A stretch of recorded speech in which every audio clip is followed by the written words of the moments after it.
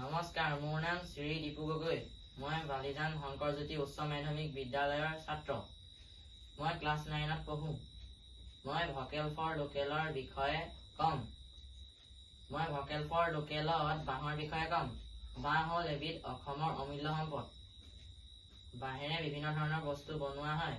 তাৰে ভিতৰত এয়া ধৰা আমি বহিবলৈ ব্যৱহাৰ কৰোঁ, ডাষ্টবিন, জাবৰ জোথৰ বা প্লাষ্টিকৰ পেকেট পেলাবলৈ ব্যৱহাৰ কৰোঁ, ডলা চালনী, ধান চাউল জাৰিবলৈ বা চালিবলৈ ব্যৱহাৰ কৰোঁ।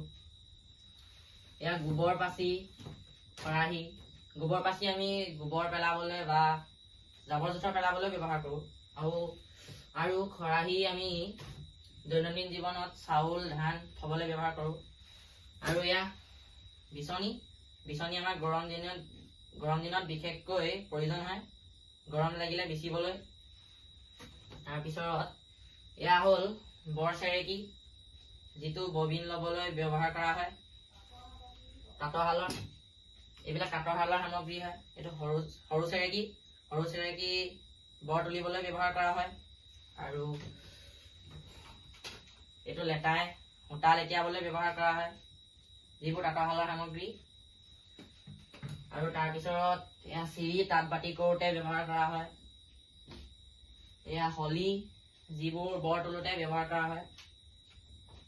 তাৰপিছত এইটো চেপা, যিটো মাছ ধৰিবলৈ ব্যৱহাৰ কৰা হয়। এইবিলাক মাছ ধৰা সামগ্ৰী। এইটো জুলুকি, যিটো মাছ ধৰিবলৈ ব্যৱহাৰ কৰা হয়। আৰু এয়া জাকৈ, এইটো মাছ ধৰিবলৈ ব্যৱহাৰ কৰা হয়। আৰু ইয়াৰ লগতে খালৈ, জাকৈত মাছ ধৰি খালৈত থব পাৰি, মানে মাছ থোৱা বস্তু। এয়া জলয়া পাচি, য'ত খৰি, ধানৰ ডাঙৰি আৰু মাটি বিভিন্ন ধৰণৰ বস্তু নিব পাৰি ইয়াত।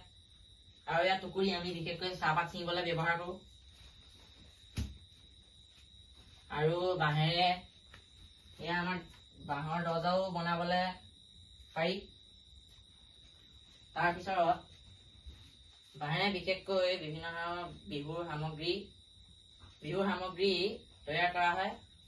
তাৰ ভিতৰত কেইটামান হ'ল, এয়া হ'ল গগনা, কাকৈ ফণি, তাৰপিছত টকা আৰু বাঁহী।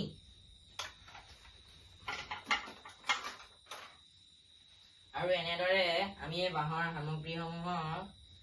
সামগ্ৰীসমূহ বনাবলৈ শিকি আমি জীৱন নিৰ্বাহ কৰিব পাৰোঁ। আৰু মই ইমানতে সামৰণি মাৰিছোঁ। নমস্কাৰ।